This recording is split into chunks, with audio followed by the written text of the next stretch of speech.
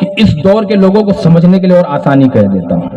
حجت الاسلام امام غزالی علیہ رحمت و رضوان، جب سچ اور جھوٹ کا معاملہ ہوا کہ سچا کون جھوٹا کون، سچا کون جھوٹا کون، تو کیا خوب ارشاد فرماتے ہیں علماء کی توجہ، کیا خوب ارشاد فرماتے ہیں علیکم بدین العجائز، علیکم بدین العجائز، تم پر وہ دین وہ عقائد لازم ہیں جو تمہارے معاشرے کی بوڑھی عورتیں ہوا کرتی تھی رکھتی ہیں، جو تمہارے معاشرے کی بوڑھی عورتیں بتایا کرتی ہیں رکھا کرتی ہیں، تم پر وہ دین لازم ہے۔ اب آپ سوچیں گے ہمارے یہاں تو بوڑھی عورتوں کا یہ حال ہے، کیا سیریل دیکھتی ہیں، پکچروں میں مشغول ہے؟ نہیں، یہ امام غزالی اپنے دور کی بات کر رہے ہیں۔ اور آج بھی اگر آپ غور کریں گے تو کسی وہابی دیوبندی سے مل لیجئے گا، اس سے یہ پوچھ لیجئے گا تیرے یہاں فاتحہ ہوتی ہے؟ اور میں گارنٹی سے بول سکتا ہوں یہاں جتنے لوگ بیٹھے ان میں سے 50 جتنے ہیں آپ میں سے کسی نہ کسی کے ساتھ یہ واقعہ پیش آ بھی چکا ہوگا۔ آپ کہیں گے تیرے یہاں فاتحہ ہوتی ہے تو وہ ضرور یہی کہتا ہوا نظر آئے گا میرے والد نہیں دینے دیتے لیکن میری ماں پہلے دیا کرتی تھی، میری دادی دیا کرتی تھی۔ تو یہ اسی لیے کیوں کہا کہ عورتوں کے لیے، کیوں کہا کہ عورتوں کا، بوڑھی عورتوں کا دین کیوں؟ اس لیے کہ آدمی باہر جاتا ہے، کاروبار کرتا ہے، کام کاج میں لگا رہتا ہے، 10 طرح کے لوگوں سے ملتا ہے، 10 طرح کی باتیں ہوتی ہیں، اس کے دل میں خلجان پیدا ہو سکتا ہے، وہ گمراہ ہو سکتا ہے، اس کی بات کہیں سے کہیں جا سکتی ہے، مگر عورت کو تو کہیں جانا نہیں ہے۔ اسی لیے امام غزالی فرماتے ہیں علیہن مضبوط فی العقائد، کہ وہ جتنی بھی ہے وہ اپنے عقائد میں مضبوط ہیں۔ کیوں؟ کیونکہ انہیں کوئی ورگلانے والا نہیں ہے۔ اب ہم اور آپ اگر کسی کو یہ کہیں گے نا تو پکا وہ یہ کہے گا ہمارے مولانا صاحب سے ہم نے یہ بات رکھی تھی، تو وہ کہتے ہیں کہ ہمیں کیوں نظر نہیں آتا، جو آپ بتاتے ہیں وہ ہمیں کیوں نظر نہیں آتا۔ یہ بات تھوڑی سی پوائنٹ سے الگ لے جا کے آپ کو سمجھانا مقصد ہے، بس اصلاح ہو جائے، بس اس لائق تو نہیں ہو لیکن جتنا ہو جائے اتنا بہتر۔ کیا کہیں؟ اگر آپ اس سے جا کر کہیں گے کہ تو جا کے پوچھ، تو کہے گا سب کچھ صحیح ہے، لیکن جب ہم اپنے علماء سے ملتے ہیں، اپنے مفتی صاحب سے ملتے ہیں، اپنے مسجد کے امام سے کہتے ہیں تو وہ کہتے ہیں ہمیں نظر نہیں آتا۔ تو یہ جو نظر نہیں آتا ہے نا، یہ آج کا مسئلہ نہیں ہے، یہ مسئلہ تو پرانے نظر نہیں آنے والا تمہارے شروع سے چلا آ رہا ہے۔ آئیے میں ایک واقعہ آپ کو ہسٹری کا بتاتا چلوں، ماضی میں چلیے 1400 سال قبل جب ہجرت کا وقت قریب آیا، جب حضور نبی آخر الزماں سرور کائنات ہمارے اور آپ کے آقا کو مکہ مکرمہ چھوڑ کر مدینہ شریف تشریف لے جانا تھا، تو اسی رات 40 کافر تقریباً آپ کی طاق میں کہ آج معاذ اللہ رب العالمین محمد رسول اللہ صلی اللہ علیہ وسلم کا کام ختم کر دیا جائے گا، ان کا اسلام نہ رہے گا، نہ وہ رہیں گے، نہ اسلام رہے گا، معاذ اللہ رب العالمین۔ آج ان پر ایسا حملہ کیا جائے گا کہ نہ وہ رہیں گے نہ ان کا اسلام رہے گا۔ اسی طاق میں آپ کے دروازے کے قریب آ کر سارے کے سارے ہتھیاروں سے لیس کھڑے ہو گئے، انتظار میں ہیں کہ کب وار کیا جائے۔ ایک پہر رات گزری ہے مگر ابھی یہ انتظار ہی کر رہے ہیں کہ میرے آقا، ہمارے اور آپ کے پیارے پیارے حبیب، ہم بیماروں کے طبیب کنکری پر پھونک کر پھینکتے ہیں اور وہاں سے نکل کر چلے جاتے ہیں، کسی ایک کو بھی نظر نہیں آتا۔ تو یہ جو کہتے ہیں بار بار نظر نہیں آتا، نظر نہیں آتا، ان سے پوچھنا تم کہیں اس 40 کافروں کی اولاد تو نہیں ہو کہ تمہیں نظر ہی نہیں آتا؟ ہمیں تو ہر چیز نظر آ رہی ہے، تمہیں نظر نہیں آتا۔ اب ہمارا بھی عقیدہ سنتے چلو اعلیٰ حضرت والوں کا۔ کس کی بارگاہ سے سمجھیں گے؟ سمجھنا ہے تو محبوب کے محبوب سے سمجھیں گے، اللہ کے محبوب سے سمجھیں گے، یار غار سے سمجھیں گے، تاجدار صداقت سے سمجھیں گے، شہنشاہ صداقت سے سمجھیں گے، افضل البشر بعد الانبیاء بالتحقیق سے سمجھیں گے، حضرت ابو بکر صدیق سے سمجھیں گے، کسی اور سے نہیں، حضرت ابو بکر صدیق سے سمجھیں گے، جو نبیوں کے بعد تمام عالم میں سب سے افضل شخصیت ہے، اس سے ہم سمجھیں گے۔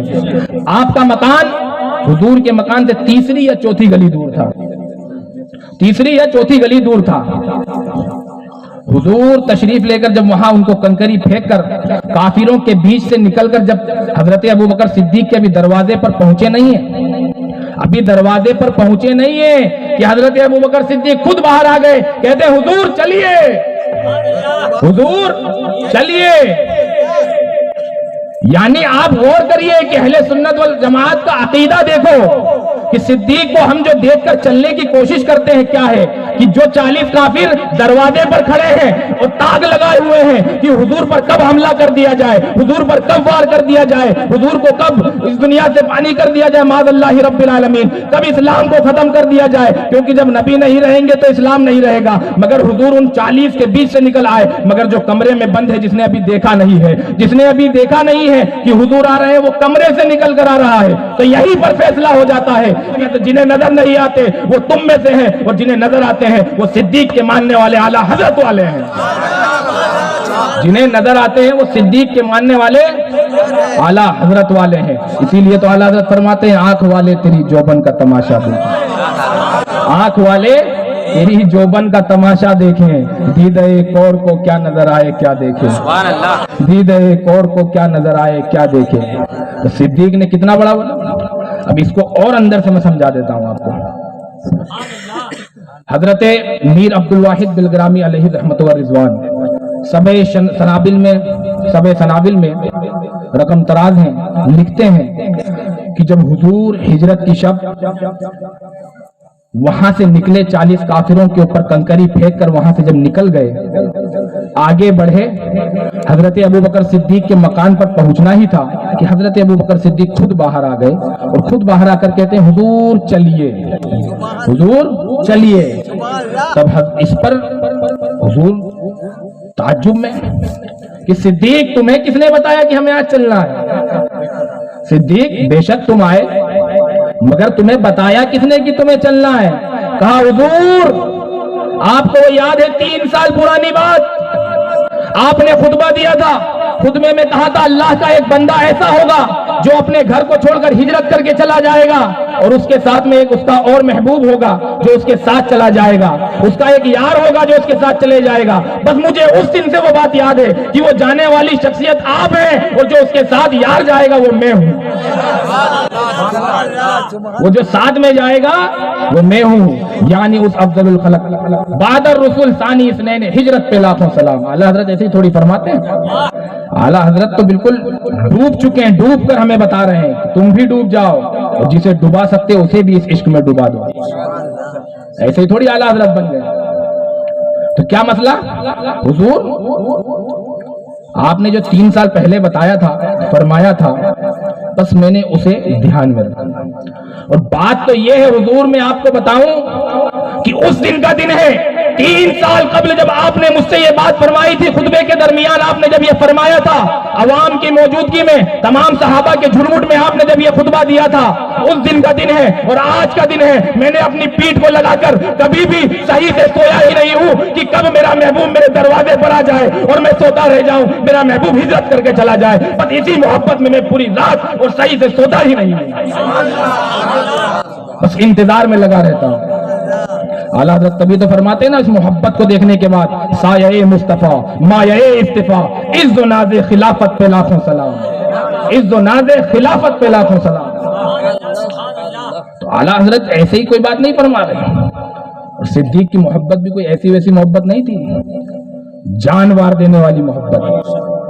تو بات صراط المستقیم جو چل رہی ہے اسی مطابق ہے کہ کس حساب سے ان کا راستہ کیسے صحیح ہے، وہ اس کو آپ سمجھیے۔ آج جو سمجھانا ہے وہ باقی ہے، بات سمجھنے کی کوشش کی۔ ایک بار اور درود شریف پڑھیں، اللہم صلی علی سیدنا و مولانا و ملجانا محمد معدن الجود والکرم وعلی آلہ و اصحابہ وبارک وسلم صلاۃ و سلام علیک یا رسول اللہ۔ تو یہ صدیق کی صداقت، اس کی محبت آپ نے دیکھی کہ یہ سیدھی راستے پر چلنے والے لوگ ہیں کون،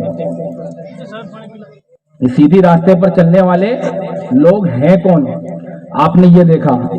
اب یہ جو نظر نہیں آتے والے لوگ ہیں، ان کو بھی دیکھا۔ تو ابھی نظر نہیں آنے والا ایک اور بات سنتے چلیں کہ بار بار آپ کہتے ہو نظر نہیں آتے۔ حضرت شیخ سعدی سراجی رحمت اللہ تعالی علیہ کی کتابیں تو وہابیوں کے یہاں بھی چلتی ہیں نا، کیا ان کی بات کو ٹال سکتے ہیں؟ حضرت شیخ سعدی سراجی رحمت اللہ تعالی علیہ شعر فرماتے ہیں، تو اس شعر کو پڑھنا بند کر دو، بلغ العلا بکمالہ حسنت جمیع خصالہ، بلغ العلا بکمالہ کشفت دجا بجمالہ حسنت جمیع خصالہ۔ یہ 3 اشعار لکھے ہیں، ابھی 3 سطر پورے ہوئے ہیں، چوتھا لکھ نہیں پا رہے۔ दिमाग हाजिर नहीं हो रहा है कि आगे लिखें क्या। आपने कहा नजर नहीं आते, मगर शेख सादी को उसके बाद भी आप उनके यहाँ अपनी किताबें चलाते हैं, उनके शेर को भी मान रहे हैं। वरना बंद कर दीजिए, अगर गलत है तो बंद कर दीजिए, वरना आप बंद कर दीजिए। आप शेख सादी की किताबें भी चला रहे हैं और उसके बाद नजर नहीं आने वाली बातें भी कर रहे हैं। तो क्या कहा, बलगल उलाबे जमालिही कशफत दुजाबे जमालिही हसनत जमीओ खिसाली। ये 3 अशआर अभी 3 सतर लिखी है, पूरे अशआर पूरा मुकम्मल, शेर पूरा मुकम्मल हुआ नहीं है कि उससे पहले दिमाग काम नहीं कर रहा है, खलजान में आ गए हैं कि क्या लिखे आगे। बस वही सोचते सोचते बिस्तर पर नींद लग जाती है। आप हजरत इधर गौर करें, वो अपना कर लेंगे। इतना सोचते सोचते नींद लग जाती है। बस नींद लगना थी कि हमारे और आपके आका रसूल मुअज्जम नबी मुकर्रम सल्लल्लाहु अलैहि वसल्लम की जाते गिरामी ख्वाब में आती है और कहती है, ए शेख सादी, क्या मुआजरा है कि हम तुम्हें परेशान देखते हैं? क्या मामला है कि हम तुम्हें परेशान देख रहे हैं? तुम्हारे दिलों में खलजान का एक उभरता हुआ शान नजर आ रहा है, क्या बात है? शेख सादी कहते हैं, हुजूर आपकी शान में कुछ लिखना तो वैसे मुनासिब ही नहीं। आपकी शान तो वो बुलंदों वाला, वो मर्तबे वाली कि हम जैसी शख्सियत लिखना चाहे तो कभी लिख ही ना पाए, मगर इस अदना गुलाम ने कुछ कोशिश की थी।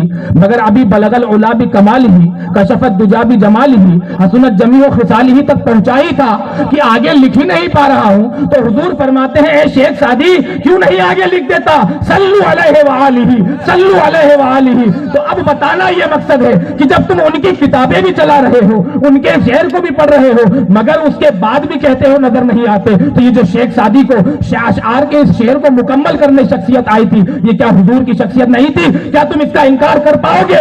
नहीं, हरगिज़ नहीं कर पाओगे, क्योंकि आका तो उन्हीं के ख्वाब में आते हैं जो आका को जिंदा भी मानते हैं, जिंदा और जावेद भी मानते हैं, और हमारे इस महफिल में आना भी मानते हैं और हर वक्त हाजिर होना भी मानते हैं। ये हुजूर की जात है, ये हुजूर की जात है